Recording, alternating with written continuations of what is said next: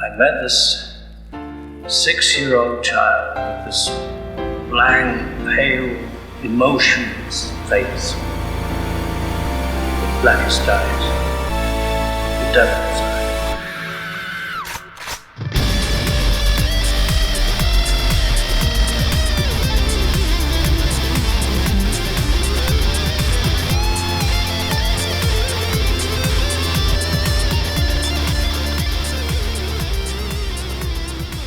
Welcome everyone, I'm Heath. And I'm Jay.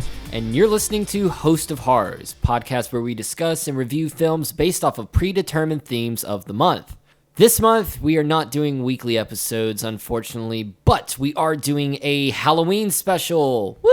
Woo! And we decided to review a very special Halloween movie for the Halloween special. I would like to ask the audience to guess what it is. Yeah, you'll never guess. It's Halloween. It's Halloween. We're reviewing Halloween. The one that you can say started it all. Started what, though? What did it actually start? Yeah, that's a good question. I mean, the tropes of slasher films. Because it didn't start slasher's been around since like Psycho, Peeping Tom, and even like Black Christmas. I mean, considering that like those movies aren't that far apart, yeah, I can see that being a little bit of an inspiration, just a little bit. So like maybe like it started the tropes, because even like horror movies for like Halloween viewing didn't start with Halloween. I mean, even Lindsay in the film is watching The Thing, so. There's been plenty of horror movies to watch on Halloween before this was a thing. Okay. Before we get into Halloween, would you consider The Thing more of a horror movie or more of a science fiction movie? The Thing? Yeah. It's both. Which one are we talking about? The original. The OG? The OG. Well, I think the OG is definitely more science fiction, but that's another topic for another time. No, we're going to talk about this now. Looks like we're going to be talking about The Thing. We're talking about The Thing. All right. I just remember that like all of the conversations that I've had in my classes about like how a lot of the science fiction movies of the 1950s like were parallels to like, you know, how the other equals like communism, or they just anything that's not like, you know, American standards were like automatically considered like communist and shit. But you know, that's, like I said, another topic for another time. Yeah, we're talking about the Halloween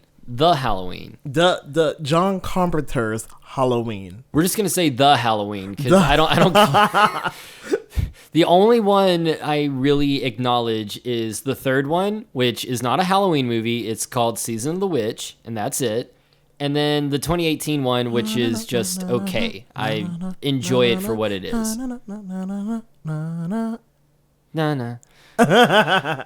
So one thing that I've realized like watching it is like it's such a mystery.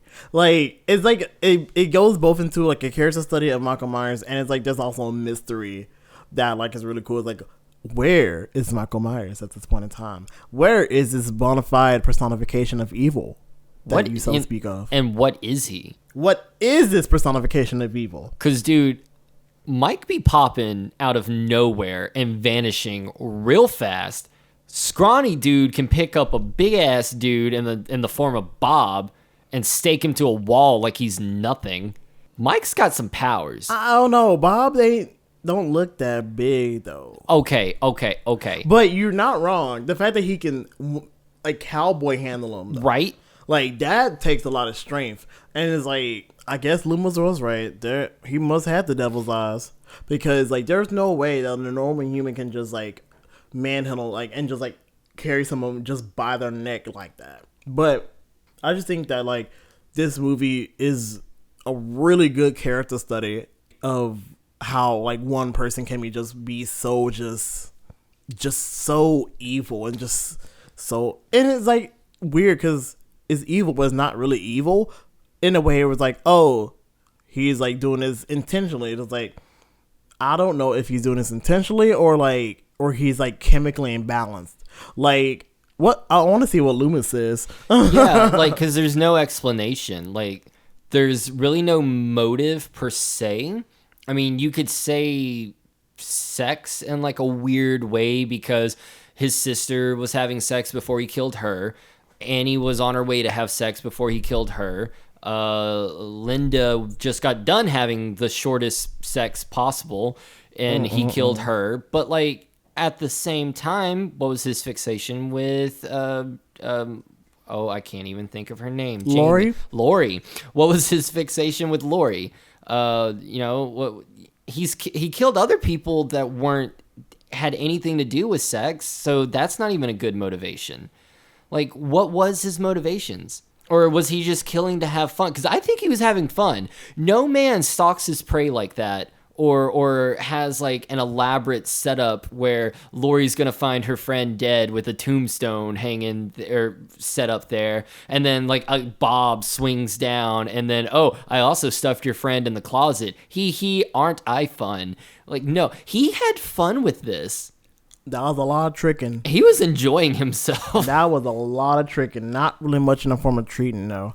Like, it's just the amount of therapy that Miss Girl's gonna need after this. No, and that is why I like the 2018 one the best out of all the other ones, excluding Season of the Witch. It's its own film. But it actually shows the trauma that this actually would have. Because, I mean, you could sit there and say, come on, it's been, I don't know how long, 20, 30 years since this happened. Get over it. Dude, she stabbed him in the neck, stabbed him in the chest, thought he was dead twice, not dead, and then saw a man unload a clip on him. A full 6 cylinders on his ass, and he still lived. That's traumatizing. I don't care. Honestly, like, seeing dead people is traumatizing enough. That's a lot to unpack, especially like your friends and what I'm assuming. No, just friends, because I'm pretty sure that wasn't her sister. Yeah, seeing your best friends like basically just die like that, and then poor Paul. Yeah, poor Paul. Poor Paul. He has no idea what's going on. There's so many people who just had no idea what was going on with anything. And granted, like, the only other time that this has happened was, because of Michael 15 years ago. Yeah, and that was just a freak thing that happened. Little boy kills his sister. Done. Enough said.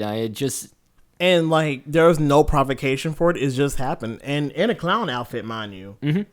And so this is like, who knows what's going on. But it does kind of go into like like you said before, like sex and stuff. It's like, because Lori's the only one who's like the good girl, quote unquote good girl. But it also goes into that whole thing about like how the good girl, the non-whore, like gets off relatively scot-free, like, alive. Yeah. And all the other ones who, had premarital sex or whatever, like, dies.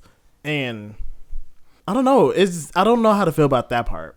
I do think this movie, like, I jokingly said it, but I do think this movie started a lot of the quote-unquote slasher tropes. You have sex, you die. You say, I'll be right back, you die. If you think you killed the killer, you didn't kill the killer. He's always back for one more scare. Mm-hmm. The running away while he's just slowly walking after you kind of thing. A lot of tropes were taken from this. And, like, I don't know how to feel about just the purity culture that I guess you can say resonates in this film, and a lot of the slasher tropes. Honestly, a lot of horror tropes in general, but especially with slashers. It just always feels like it's one of those morality things where it's like, oh, if you have premarital sex, you're gonna die. And I'm just like, why? Like, what? Like, what prompted all of this is what I'm wondering. Yeah, I mean, the whole plot of Friday the 13th is derived from sex. Exactly. Like, from that and from almost every slasher that I've seen. I think even Blood Rage. Yeah, especially Blood Rage. Blood Rage had a weird thing where, like, all the females were horny. That's what I like to call subversion. Yeah. Because all the women there, they wanted some dick. And all the dudes were like, no, we're playing a video game right now. No, I'm watching the TV. Well, no, I gotta go kill people and frame my brother. No, I want to play tennis. And just like every It's like that. Just I felt like at this point, Blood Rage feels like a subversion of all of the different kind of themes that were going on in there. Back to what you were saying about a character study for like Michael. I think you could easily do that for Loomis. I think you can easily do that for a lot of characters in this. But I think the biggest character study I get from this is old school, rural area America. Mm-hmm. Honestly, the fact that no one gave a shit in this movie scared the bejesus out of me. Well, I mean, we live in a different era where what's ever going to happen is going to happen. And I feel like back in the day, especially with the fact that I'm assuming they're in the suburbs, you don't expect anything really to happen in a suburban setting, which made the first incident even more freaky because it's like, it feels like it got swept under the rug after that. Like no one talked about it, and it became this urban legend. Yeah, about the Myers house. Yeah, you just don't go to the Myers house. Something really bad happened there. That's what Tommy said. But yeah. like the fact that I don't know, this one creepy dude is stalking people literally, and then the balls on the Laurie's friends to like stand up to him or you know call him out or anything like that. He literally stops and they're just like, "What's up, dude? What are you gonna do?" And in the plain daylight, you know, him walking around, standing there, and no one cares. The hardware shop gets broken into. Dude steals rope, knives, and a mask, and they're like, probably just some kids. You know, it's Halloween. No, dude, no. Laurie literally gets away from him. Goes to a neighbor's house, bangs on the door screaming for help. What do? Turn the light on, look out the window and go, nope, not my problem, and go back to bed. And it just goes to show like how people would just rather just mind their own business. Like, it's like, I'm gonna protect my peace. Fuck whatever is going on here. Like, literally, like, 3 dead bodies are sitting at the door next to you, and like someone was about to get killed. And like there's a random like mysterious figure like trying to murk people across the street, and you're just like, oh, I'm just not gonna have anything to do with it. If I open that door and let you in, I'm letting the devil in. No, ma'am. Like you'd expect stuff like that more, you know, in the South, because I feel like there's way more conservatism, well, overt conservatism with all of that going on down in the South than it is on the North. But even then, this is in Illinois, so it's middle America in the 70s. Like, I mean, if you really think about serial killer cases and everything like that, that was East Coast, West Coast, you know, even like the Florida kind of area. Big city stuff. Nothing like this happens here. Middle America, the few things that did happen there aren't talked about. Hell, the only reason I know that there was a female and male murder spree going on in middle of America is because my fiance loves watching Deadly Women. It's the only reason. I'm very... It does not surprise me at all. And I'm concerned for my life every time I go to sleep. Because now they know a million ways of how to kill me and get caught, and probably a few ways to do it and not get caught. And the amount of true crime podcasts that a lot of people listen to, especially films. Like, a lot of film presenting people and women listen to true crime podcasts and watch a lot of Investigation Discovery. Like, my sister kind of thrived off of like Investigation Discovery for a long time, and I'm like, why? Because back in the day, I couldn't even watch any of that stuff, otherwise I'll get nightmares. Yeah. Or like I'll be like scared to death to go to sleep. I'm like, no, I don't want to watch like how someone got killed 3 minutes away, blew up, and all of a sudden, like, no one talked about it for 20 years. I don't want to hear that stuff. I didn't want to hear it back then, and I sure in the hell don't want to hear it now. Shit. I just can't. I can't do it. And so I'm like, I'm halfway between like feeling like that family, but like, nope, not wanting anything to do with it, and being like, hey, someone's out here obviously needs help. This doesn't happen. Halloween be damned. I think that's probably why.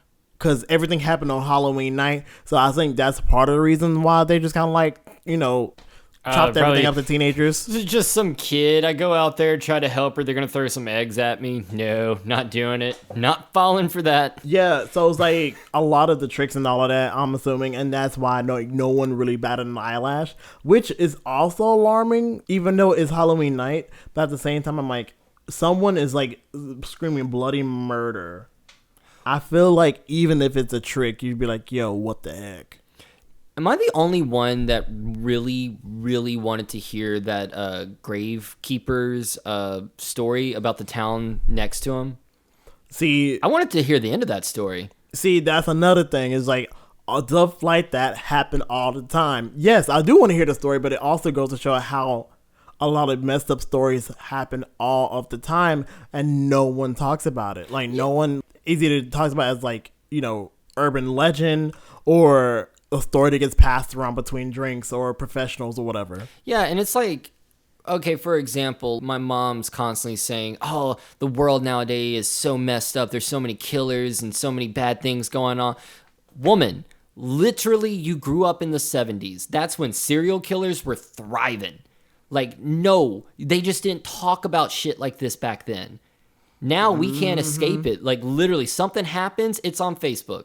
On Facebook, on some sort of social media, On the Twitters, on the Twitwats, on the Twitters and the Instagrams and that TikTok thingy bob. you can see who's the old man of this.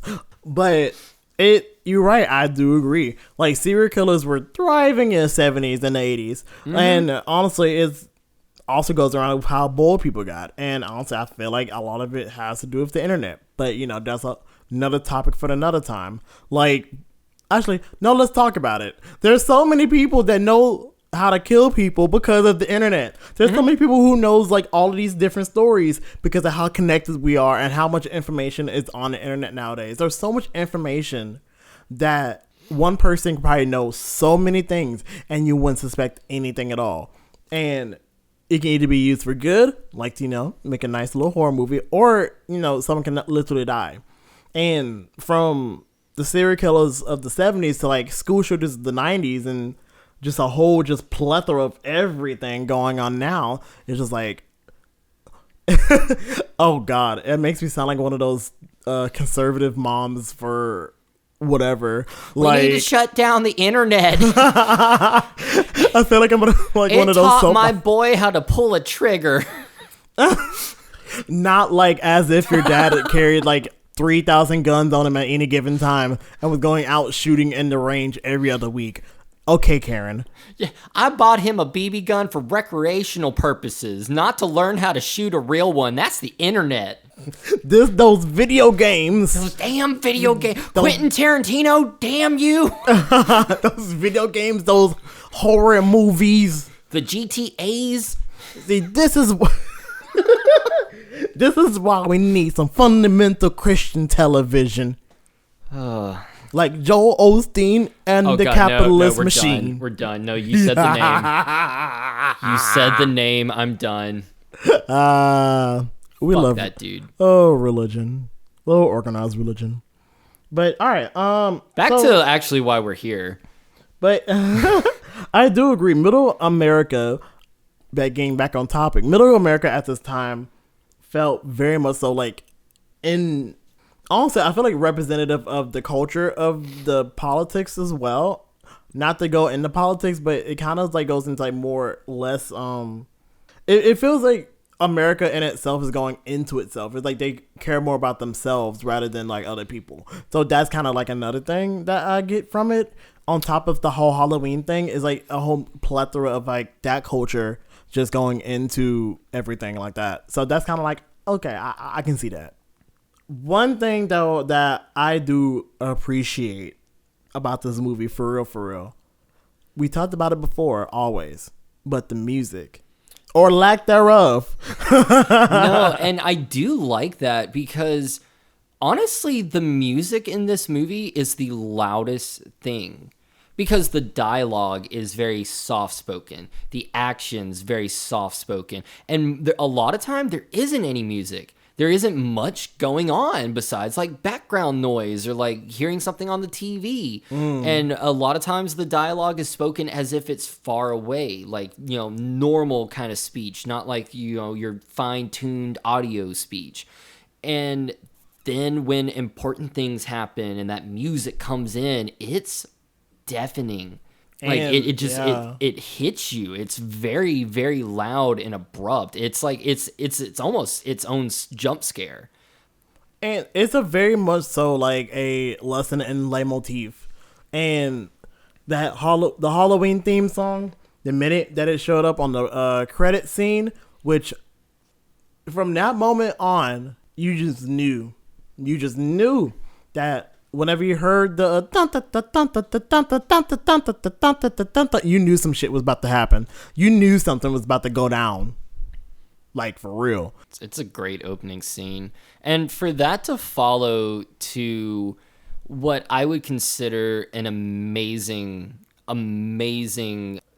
first shot to really introduce you what themes this film is wanting you to have.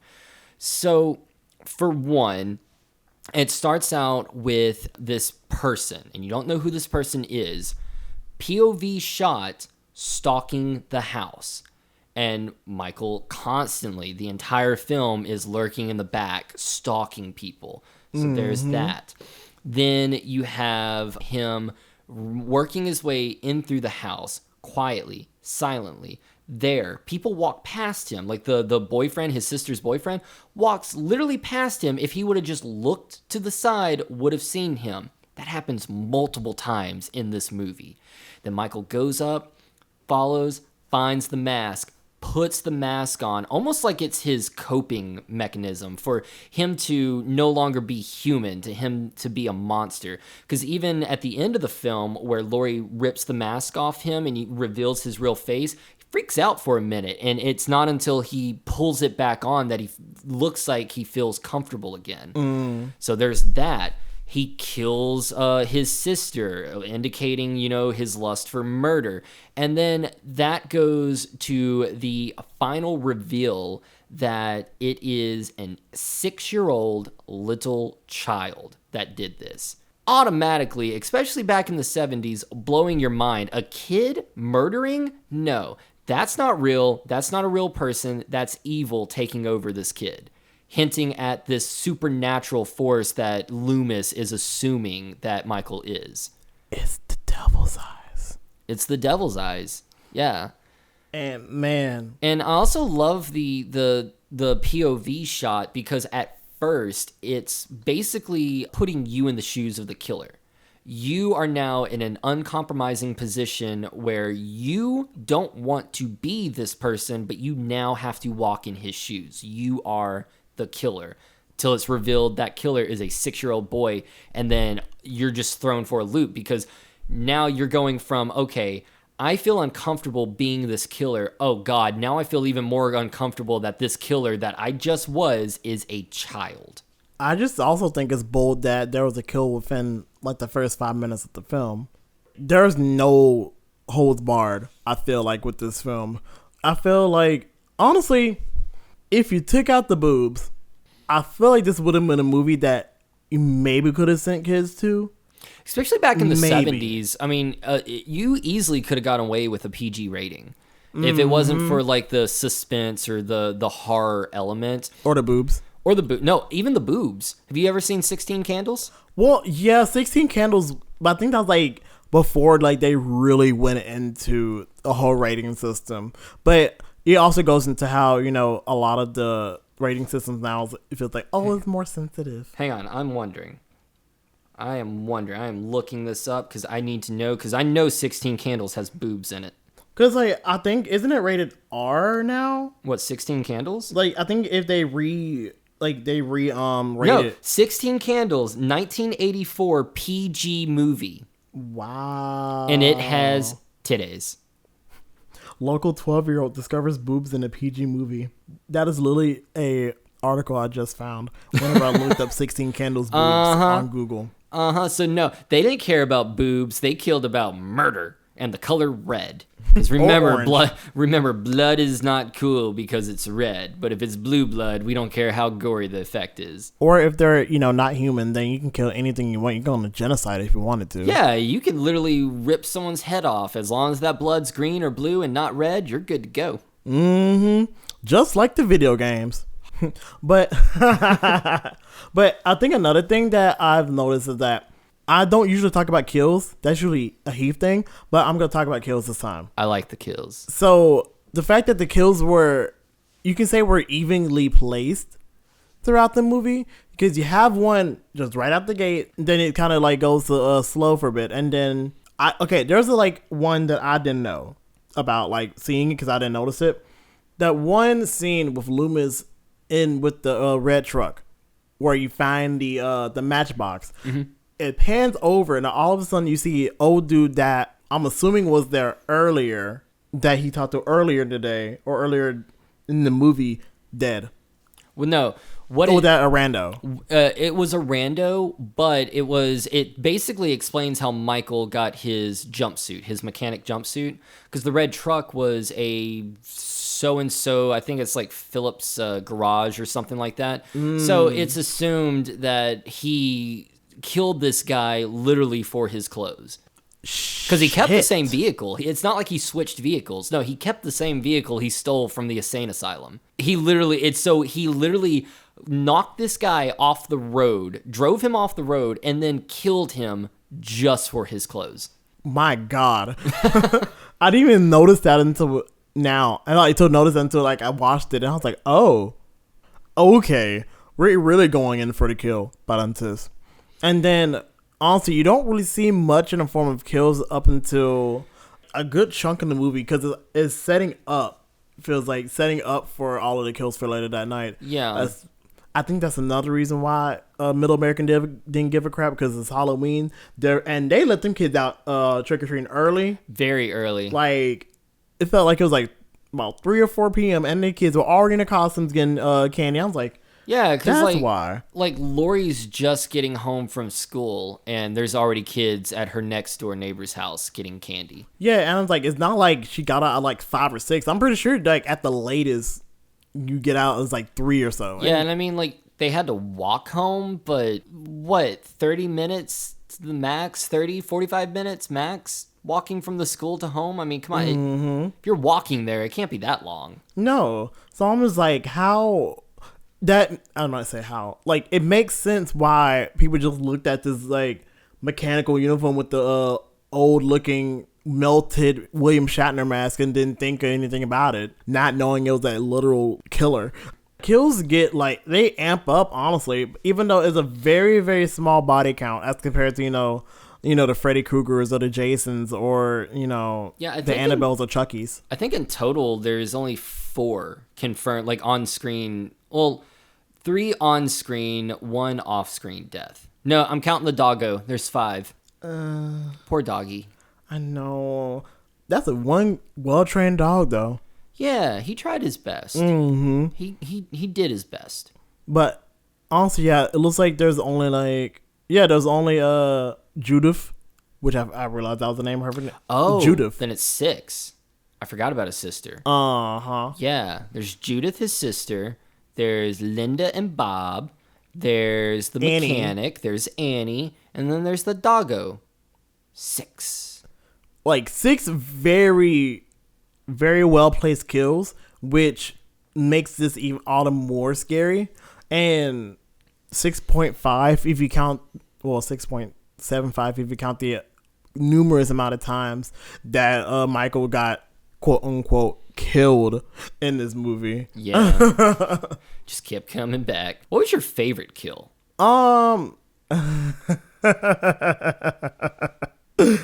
Alright, so I'm low-key between Bob and Annie. Okay. Actually, yeah, no, Bob and Annie. Linda didn't deserve it. None of them really deserved it except for Bob. Bob deserved it for that gross joke he made. That was a very gross joke. Yeah. So, we'll take Lindsay's clothes off. She's like 6. Yeah, she's Tommy's age, so Yeah. 6 or 8, something like that. I'm like, you're being gross. But yeah, I'm on the same fence. Bob deserved it, and he had a really satisfying death with the whole one-handed lift him up and stick him to the wall. And then Michael Myers is like looking at him like, Oh, with no music. Hell, not even like a whole lot of background noise. Just him just swaying his head back and forth, observing what he just did. He examined it like a piece of art, like he finished his masterpiece, and just like, man, Nice. I did that. Nice. Good soup. Good soup. But Annie is probably for like iconic shot, it would be the Bob one. But for pure, just like it kind of hits in a different way, the Annie kill, because Annie's death, you get the initial boom of the song when he pops out of nowhere and grabs her. The setup is beautiful too. So like she goes to the car door is locked. So she goes back to the house, grabs her keys, goes back to the car, opens the door without using her keys, and it's unlocked. First off, bitch, did you not just did you forget it was locked? Like, was it not just locked? Not like car alarms were a thing back in the 70s. And then she gets in and notices the windows are all, fogged up and everything. And she's like, what the hell is going on? And then you get that deafening boom from the music as Michael pops up and grabs her by the throat. And then the music is gone, and all you're left with is his heavy breathing and her choking to death. And then the faint sound of a knife slitting someone's throat and the car alarm. Yeah, I think you get the music at that point, but that, to me, it's her literally, like, you're just stuck there for a good moment with her struggling. That it gets to you, man. It's very uncomfortable. Just like the good chunk of scenes where the camera would just stay there just a little bit too long. Yeah, it would just linger for like an uncomfortable amount of moments, like too long almost, but like not long enough where you're like, can we please move to the next scene? It's like more, okay, what's gonna happen? Because it's always like when Michael's standing there, or like a good conversation has happened. So I think there's a point where like the Loomis and the sheriff are talking. And this is after you've already noticed Michael in the background in several scenes. So they're talking and they walk out of frame, and the camera kind of just sits there for a beat or two. So you're sitting there like, okay, what's going to happen? What's going to pop up? Is Michael there? What's going to happen? Come on. Something's going to... Nothing? Oh, okay. It was nothing. It builds suspense, and it kind of gives you up for the later half of the movie, because like it builds the suspense up in a way where you just like... It makes you feel what Lori feels. Very tense, very on edge. Well, I don't say she's very on edge. Like, she's very like... She's the only one I noticed that has, I'm going to say, common sense in this movie. Like, she's the only one that has, like, some form of awareness. And even then, there are moments where, like, I would have felt someone's eyes on the back of my head and nothing. And I'm like, did y'all not have those kinds of stranger danger meetings like we did like back when we were kids? You know, stranger danger? Nope. 1978, Middletown, America. My God. Woo! My God. Nothing bad happens in Haddonfield. I mean, we had that one time a kid went all berserk murder on us, but he's in the loony bin. It's all good. His doctor did show up earlier today to warn me about him, but everything's fine. Let's talk about Loomis, though. Like, first of all, it's funny that, like, Annie's actress's last name is Loomis, and one of the characters you see is Loomis. So I thought that was funny. But let's talk about Loomis, because it feels like a cat and mouse game when it came to that little... Well, can you say it's really a B plot when that's like the still main thing he's trying to find? Actually, yeah, you can probably call it the B plot. Yeah, because your main focus the entire time is the girls. Annie and Lori. Those are the two you really focus on most. I mean, more Lori, but Annie's a good chunk of the film there in the second act. Mm-hmm. Loomis is kind of like... I hate to say like an afterthought, but he is like, he's not the main focus. He's the white knight at the end. He's the one that shows up out of nowhere to vanquish the demon kind of thing. You know, it does feel like he it doesn't. I feel like I think he is an afterthought, but it also feels like part of the reason why he was made like filmed and directed the way he was the fact that like he's had like tunnel vision. Like you can all you really focus on is I gotta find Michael. And and honestly, like the way that you think he would do, they're going back to the scene of the crime, but going back to like the first memorable place you can go. I can understand. Well, but he also thinks he knows Michael. Like he spent years with Michael, so in his mind, he's like, okay, I know because I'm the only one who knows him this well that he will come back to this house. He was so fixated on the fact that I know I have to be right. I know he's going to be here that he didn't even notice the freaking car just a few blocks down the road. Like literally later on in the movie, he turns around and goes, well, I'll be damned. There's the car.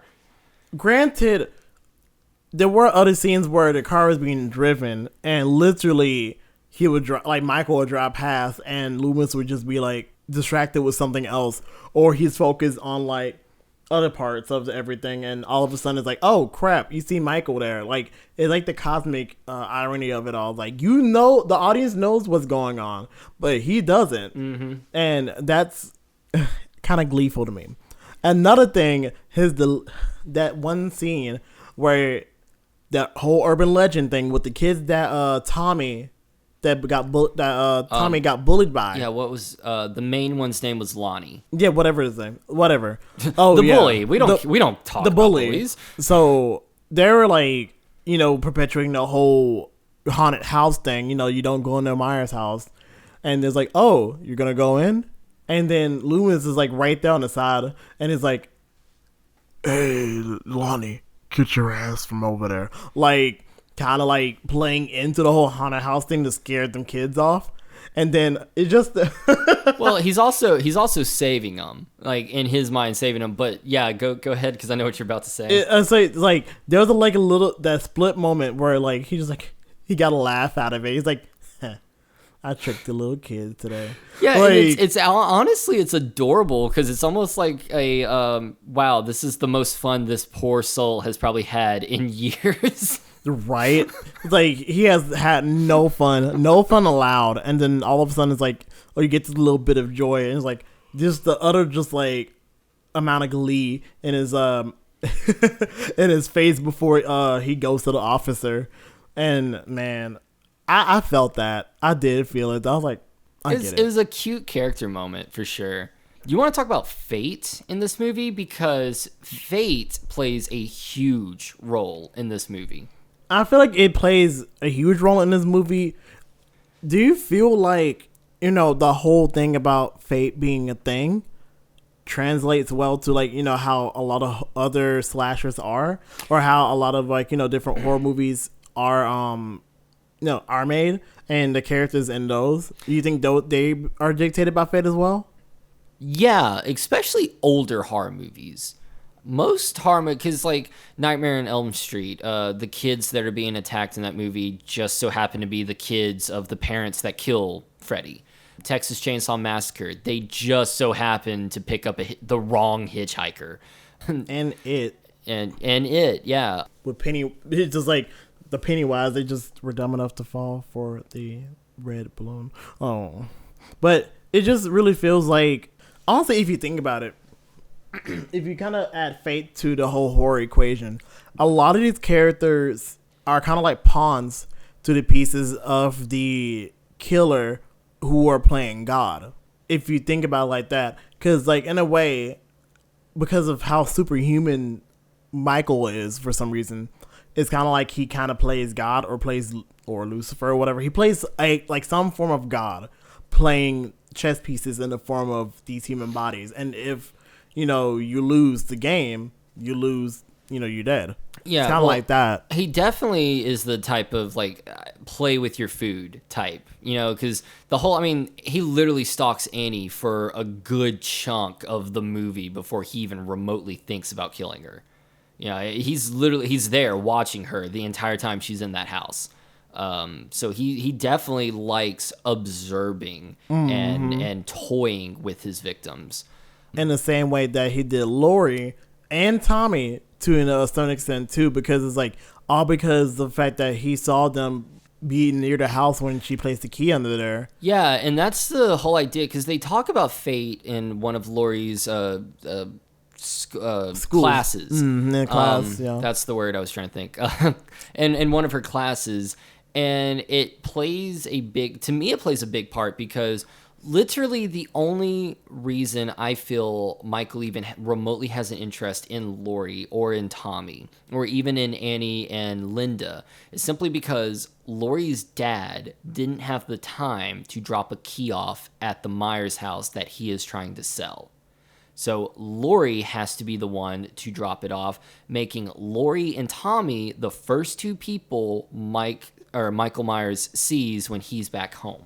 Hell, probably the first person he saw, other than Loomis and the nurse who he just got in the car and drove away, was old mechanic dude. And we saw how that happened. Mm-hmm. And then Annie and Linda just so happened to be friends with Laurie and walking with Laurie while Mike is stalking her.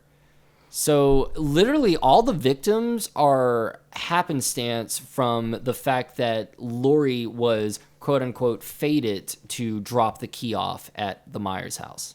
Does that mean you think that she was fated to have her early demise? Possibly. I mean, I don't know, like, I don't believe in fate, so that's not for me to say, but I think this movie ties heavily in the idea of fate. So you're the one that likes to play the cards. No, I you like rolling the dice? No, no. I'm literally the type of person that will look at, like, let's say, like, okay, you give me a penny to go play the penny slots at the casino. I'm just gonna go to the bar and buy a drink because at least I know I'll get drunk at the bar. I don't know what the fuck's gonna happen when I put that penny in there and pull that lever, so I'm not taking the chance. Honestly, if you want to be real, if you're going to the casino, 9 times out of 10 you're going there for the drinks anyway. But that's just me. Like, nah, I'm not going to the casino. I went to. When was the last time I went to the casino? Like 5 or 6 years ago. It's been a hot minute since the last been to the gym. To the casino. Last time I went to the casino, I went to the buffet. And I don't know how old I was. I was young. It was one of those like, hey, where do you guys want to go eat? And it was like, yeah, let's go to Horseshoe and eat the buffet. And you know, you only really go to the buffets for like holidays and for special occasions. Like the last time I went to a buffet for real was like for my birthday like 2 years ago. Yeah. And like I always feel bad. I remember being a teenager feeling bad about going to the buffet. I forget whose idea it was to go to the buffet, but I almost blame myself because it may have been my fault. I think it's my fault, but I'm not 100% sure. But still, we went to the buffet. You spend all that money to all you can eat. Nice, beautiful casino buffet. I barely ate shit and I felt bad. Is it because you get conditioned that you have to eat a certain amount when you pay so much for all you can eat buffet? When it's like literally like the concept is all you can eat? Yeah, but at the same time, it was like 3 of us, and I think the bill was like $70. That's a lot of fucking money for me to only eat a little bit. You're not wrong, but at the same time, it's not your money. Plus, you're like young. No, I felt bad. This type of person I am. Can't help it. Do you think there was any helping Michael at all? Do you think if he would have had access to different doctors, had he, not just settled? Well, if it hadn't not been for Loomis being Loomis, do you think he would have had not killed anybody else and just that would have been an isolated incident? In this film, granted that he kind of like literally just like escaped from a mental asylum. In this film, no, I do not. I think in this film, he is something unworldly. I think that he only became more of a human type character in subsequent films, like in the second one where Deborah Hill and John Carpenter literally ran out of things to write about and out of desperation made Michael and Laurie brother and sister. kind of humanized him a little bit. God, that was weird. Yeah, and it just, I don't know. So in this first film, I think with their attention is like even in the credits, he is credited as the Shape. He's not a person. He's not human. As Loomis said, Michael is it. It is evil. Wait, no, I thought he got credited as Michael. No, in the end credits, you'll see Nick Castle, the Shape. Huh. Yeah. But yeah, so I think in this first film, it's up for interpretation, obviously, but I believe that there was no saving Michael, that he is the embodiment of evil. Now, with that being said, I feel bad for the parents. yeah, with that being said, if you look at Rob Zombie's film, which I don't love, as a matter of fact, I don't really love hardly any of the Halloween films. I love the first one. I love the third one, Season of the Witch, and I kind of like the 2018 one. I like it enough to own it. The other ones are like guilty pleasure. I'll watch maybe if someone asks me to watch them. Or the Busta Rhymes kicking Michael's ass with Kung Fu. I will watch that all day long. Oh yeah. Just that scene though. But in the Rob Zombie remake, it delves more not only in Loomis's character. Like, I think Loomis is a much better character in the Rob Zombie film. Probably going to get a lot of shit for saying that. Loomis is awesome. I love Loomis as a character in this first film, but Michael McDowell as Loomis has a lot more nuance. Like, he starts out as, obviously trying to help Michael. Then it turns into, well, there is no helping Michael. Then that turns into, I can make money off the story of Michael. Oh. He writes a book about him and makes money off that. And then he writes a book about Michael escaping and going into Haddonfield and going in a murder spree and makes money off that. Like, he literally, he's a piece of shit person, and I love it. Like, he's not this knight in shining armor that he's portrayed in this first film, where, he comes out of nowhere, shoots Michael, and saves the day, kinda, even though Michael escapes. In the Rob Zombie film, Loomis is a borderline piece of shit, and it's amazing. But back to Michael. The first act of the film is showing Michael's upbringing. He has an abusive, almost like pedophilic stepfather. Like, you could tell that stepfather is a certain type of way for his sister Judith. Yes, Judith. His mom is loving but not there because she has to provide for the money because the stepdad or the father, I think it's stepdad, is disabled. So Michael is there all by himself being bullied by his stepdad. The only one that truly being bullied by Judith. The only person that truly loves him isn't there. He gets bullied at school, so he starts murdering animals. He literally beats the shit out of the bully in the middle of the woods, killing him before he even goes into his murderous rampage on Halloween night, killing his stepdad, killing Judith. And then the scene in this movie where they show Michael just standing there with the knife, and the parents are like, Michael, and just stand there all awkwardly. And this one, Michael is sitting there with baby Lori, taking care of Lori. So in my mind, he got rid of the bad people. He didn't think he did anything wrong. There was a chance, even though it's Rob Zombie has a penchant for writing what I call white trash horror. It's a bunch of swear words, a bunch of, mean-spirited, spiteful bullshit that it almost borderline makes you sick. That's why I don't really care for the movie as a whole. But, dude, there's some ideas in there that really could have worked, in my opinion. The Michael McDowell as Loomis works really good for me, and that first act with just Michael, it needed to be toned down a lot, got rid of some of the Rob Zombie dialogue, but I think in that version, yes, Michael is a normal kid who could have been saved. But this one is it doesn't do that at all. No, in this one, I think the deliberate intention, for me personally at least, is no, Michael's evil. He's not a person. He is evil. Yeah, I feel like there wasn't any humanizing him at all. Like, there wasn't anything going on in this film that, you're right. It doesn't humanize him at all. Like, he is barely referred to as a person. And, like, he's just this eminent figure in this film. And basically, like, from the minute that you revealed that, oh, it was the freaking kid that killed this Judith, it is, like, basically everything else from there. It feels like it perpetuates urban legend or perpetuates, the concept of, like, maybe a lot of neurodivergent people, a lot of people, there's a lot of ableism, I feel.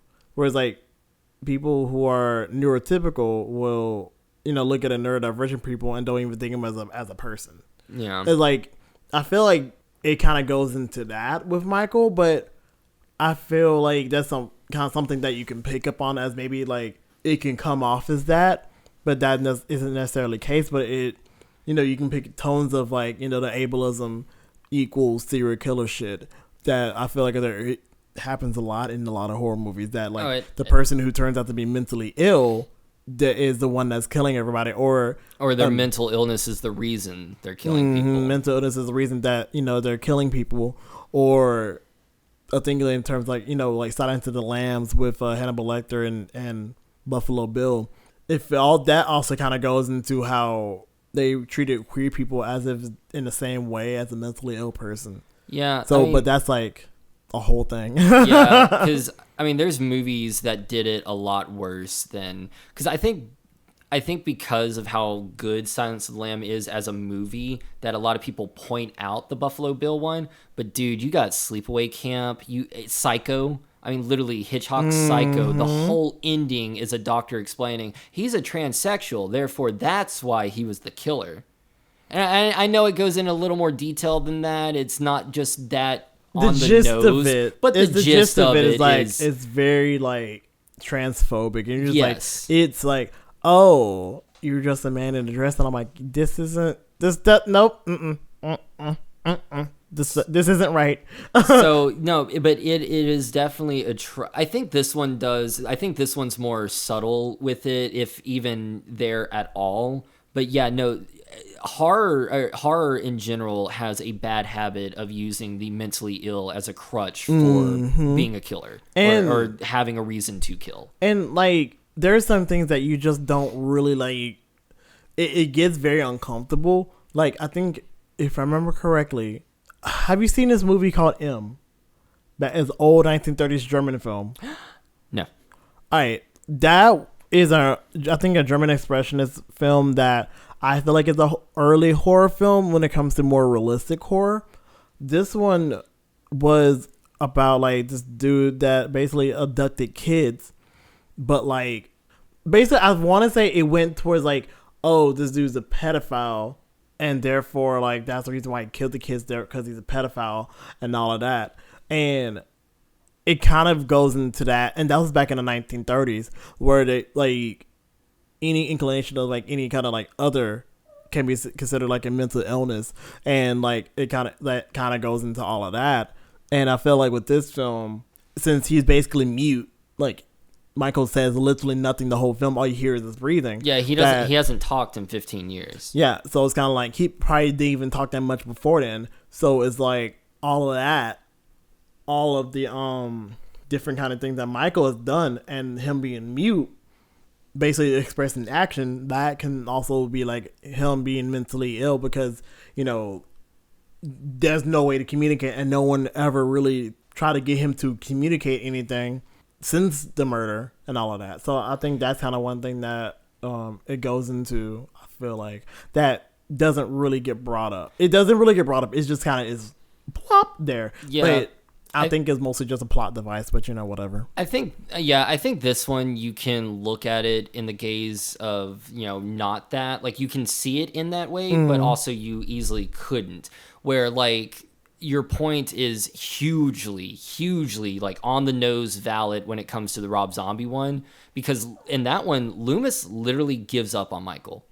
Like he quits. He gives up on him, and then goes and writes a book about this little boy's trauma. Like seriously.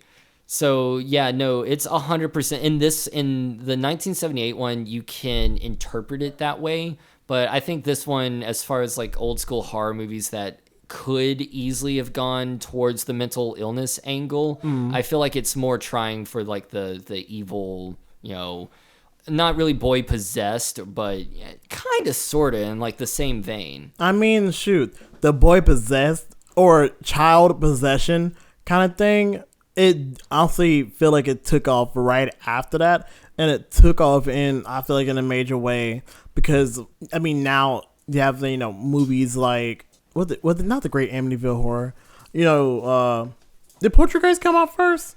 No, Poltergeist was an 80s film. See, like stuff like Poltergeist with possession and all of that. Yeah, you had earlier films like The Omen, for example. That whole movie. That's why you don't name your child Damien. So I mean, you had The Omen, you had The Exorcist, you had stuff like that. You had Village of the Damned, where Rosemary's Baby. So I mean, you had children being personified as evil for quite a bit before this movie. I don't understand that trope at all. It's because kids are creepy. I mean, kids are a lot terrifying. Of things. Kids are a lot of things. Creepy and terrifying are indeed one of them. Gross is another. But like, I just feel like the whole trope with, horror trope with like involving children, it does kind of come off as weird to me. But at the same time, that's me making horror inherently adult. Like, a lot of people don't really treat children as like, sheltered things anymore. Like you're humans. A lot of kids are actually smarter than they look. So I think now people see that more, therefore they don't like spoon feed shit. Like I feel like that's kind of similar case because Miss Lindsay was sitting there just watching the thing like nothing. Lindsay literally is me as a child. Like you have Tommy who's like very imaginative, very like a stereotypical kid, and then you have Lindsay who's like part of the, I guess, newer generation who just like shut the world off and turn on the television. And then like them two, Tommy and Lindsay, can still like be coexist and be like, yeah, let's do this and do that. So it's just like I feel like maybe my point is moot about like kids being dumb or whatever, but I don't know. I feel like part of me feels like there's a reason why I feel uncomfortable with kids in horror movies, but at the same time, like I don't want to limit or make inherently adult the concept of like horror stuff, because of course we got horror stuff for kids all the time. Like look at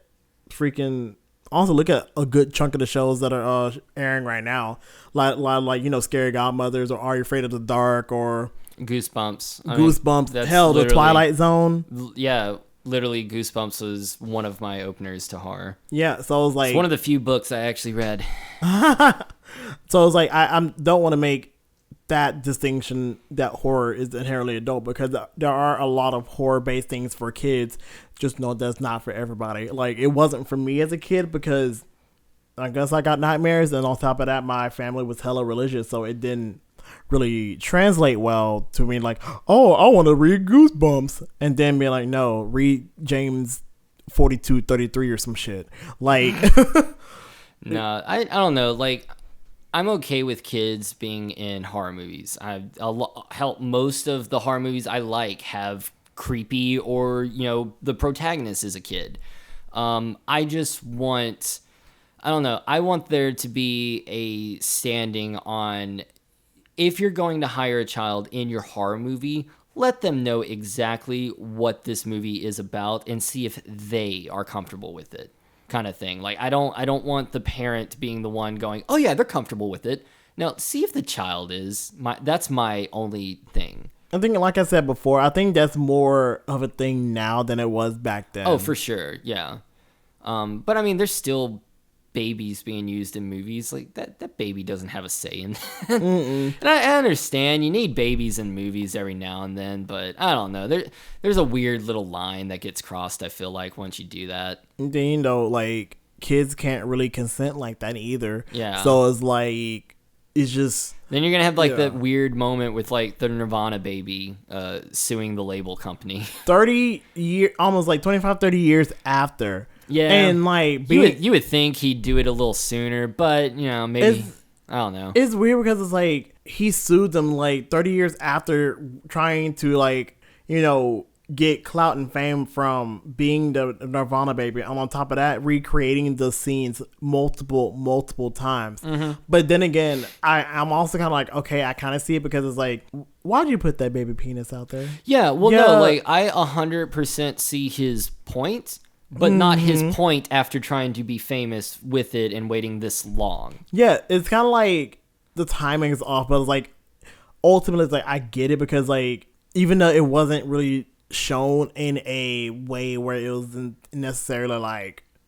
Well, I mean, it wasn't done. Yeah, it wasn't done in a sexual way, but it's still like the concept, like, hey, you have a child's penis on your album cover, like, just out in the open, and like, I know there's like a lot of like different album covers that got like, you know, genitalia and shit on it, but I'm like,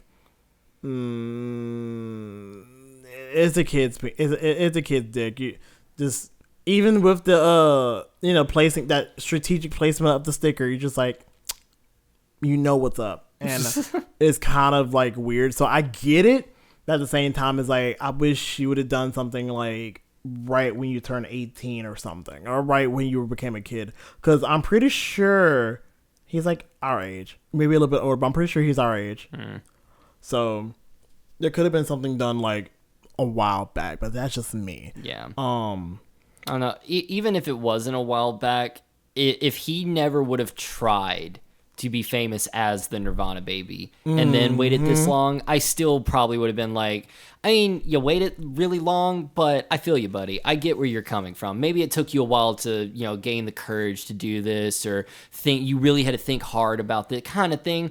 Maybe I could have your back, but no, you try to be famous as the Nirvana baby, and now, to me, you're just coming across as butthurt, and it's not cool. Yeah, that's kind of how I feel. But at the same time, I'm like, okay, I see it though. Yeah, I mean, I get his point, but it becomes more moot when Yeah. whenever you take in consideration all of that. But have you noticed we've talked about everything but Halloween? Oh, talking about the actual holiday? No, the movie. Oh man, we talked a lot about the movie. Like, we talked about the kills, we talked about the music, like hashtag you go John Carpenter, like with the music. It's funny. I feel like I'm gonna re-listen to this during editing, and it's gonna be like 20 minutes of Halloween talk, tangent. 20 minutes of Halloween talk, tangent. I feel like the tangents are like relative to like what, you know, is talked about. All of our tangents are relevant. Because if we're like, you know, we're totally professional film critics, so it's like, and we totally know exactly what we totally have a format we follow. Yeah, this isn't just off the cuff or anything. Oh no, this is totally professional. We have a script and everything. Yeah, and I'm totally not holding my dog so she doesn't whine.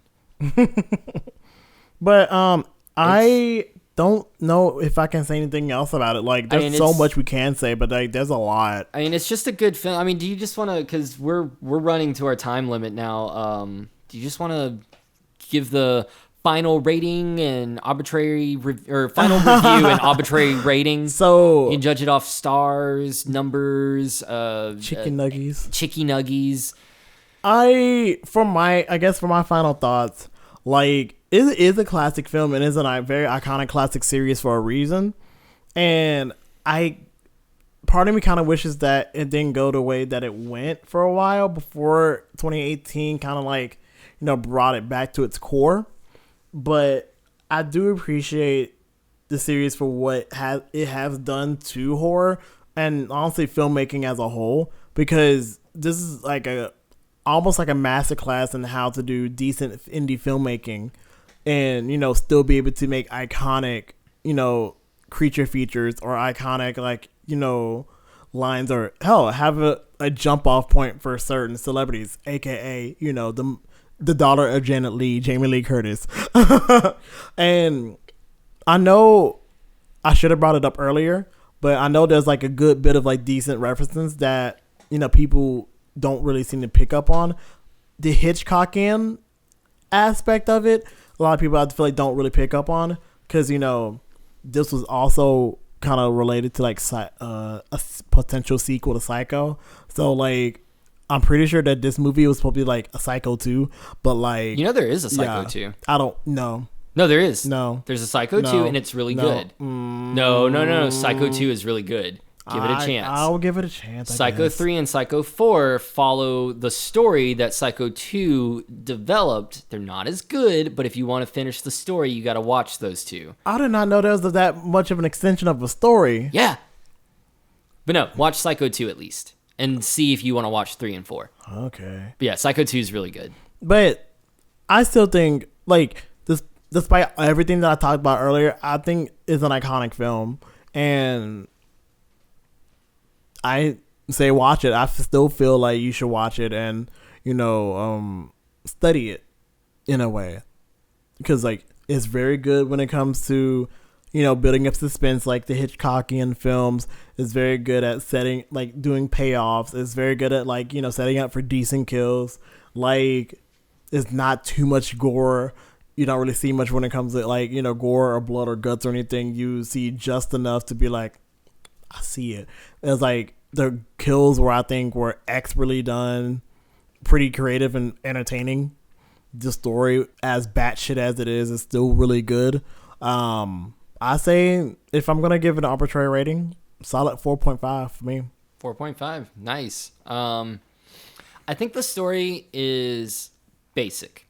I mean, it's very bare bones, basic story. I mean, this is a horror movie you're talking about. Are you really there for the plot? Yes. Really? Me? Yes. Huh. Got me there. But anyway, it is a very bare bones, basic story. However, what saves it is the cinematography. I mean, it's literally Deborah Hill and John Carpenter's writing and Carpenter's directing. The cinematography is beautiful. It's amazingly shot. Shout out to Ray Stella. Yes. The music is iconic. The lack of sound is unnerving. The whole film has this unnerving quality to it that in first viewing, I don't think unless you are a filmmaker or really into films, you're not going to catch. You're not going to understand why you feel the way you feel while watching this movie. It's just, I love so much about this film. And I think that if you are planning on ever becoming a filmmaker and horror filmmaker in general, you should. I mean, this is a film to study. They don't make scares as subtle like this anymore. Even the 2018 one has jump scare galore, where this movie is very, very subtle in its execution, and I love that.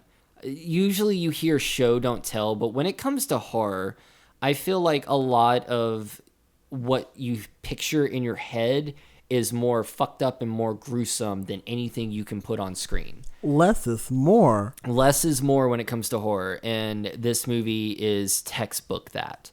So I would give it a 4.5, but nostalgia kicks in, so it's going to be a 5 for me. Also, I just realized there's 7 kills. 7? 2 dogs. Oh, the other doggo. Yeah, the one that thought there was a skunk. Yeah, the skunk probably did that. Is a no man could ever do that. Really? Really, my dude? No man could do that, but a little skunk could. Okay, Sheriff. But yeah, no, like, this is a very iconic film for very obvious reasons. Yeah. I mean, I literally like almost get in like a tunnel vision trance while watching this movie, especially the third act. Like the first act and a little bit of the second act, because it's so, setting up the plot and everything. I get, I can talk or I can go make food or drink or whatever. Literally the moment he starts stalking Annie, tunnel vision. I'm hooked in this movie, and I love it. I've watched it on AMC as a kid every Halloween. Every October, they did like a 31 on 31 type Halloween special on AMC. And Halloween night, they showed every single Halloween movie. And as a kid, I loved them all, especially this one. So that's why it gets 5 stars for me. Okay. I can live with that. I can live with that. So that's been our show. Thank you for listening, guys. Yeah, like for real. Still don't have a format, so not really sure how to end it other than follow us on YouTube and all the social medias, like all of them. And other podcast players, like Spotify, Apple Podcasts, Apple Music, Google Podcasts, and all of those that are, available for podcasts. Anywhere that they can be listened to. Yeah, if you can podcast, we'll be podcasting. And we'll be there. And, until next time. What are we doing next time? That's a very, very good question. I think we don't know yet. Yeah, I know we're going to do a Thanksgiving special. We are going to do a Thanksgiving special, but we're going to have a bunch of videos coming out. Videos, quick reviews, maybe even like a specialty show. We're kind of testing out the waters and dipping our toes, our little baby penises. God dang it. God, that was so bad. We're getting, oh God, I don't even know what to say after that. Join us next time.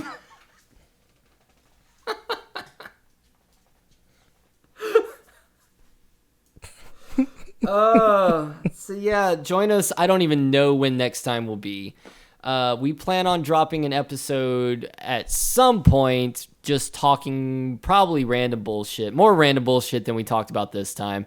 And tune in for our Thanksgiving special, which will be on close to Thanksgiving, a date that will be announced probably on the next thing that we do, or whatever social media post we have it on. Yeah, we're getting good at this. Oh, yeah. Well, in the meantime, I've been Heath. And I've been Jay. And you've been listening to Host of Horror. Woo! Well, that went well.